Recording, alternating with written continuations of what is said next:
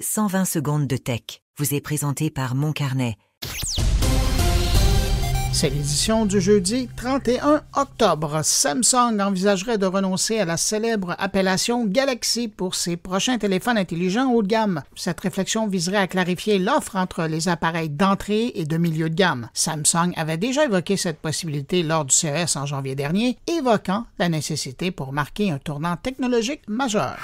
Proton entre sur le marché des VPN pour téléviseurs en lançant une application Proton VPN pour Apple TV, facilitant l'accès au contenu géorestreint. Cette application, avec plus de 6200 serveurs dans 100 pays, permet aux utilisateurs d'accéder à des plateformes comme la BBC ou France TV, quel que soit leur emplacement.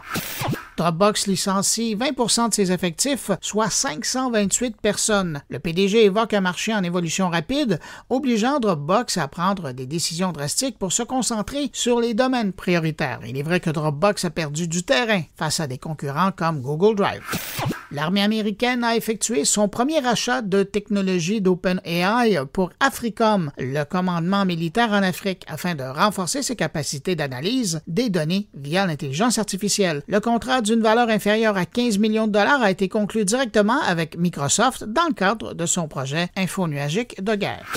Parlant d'OpenAI, l'entreprise lance sa fonction vocale avancée pour ChatGPT sur Mac, auparavant réservée aux applications mobiles. Cette mise à jour permet une interaction vocale plus naturelle en complément de Siri, désormais intégrée à Apple Intelligence pour faciliter l'accès à ChatGPT.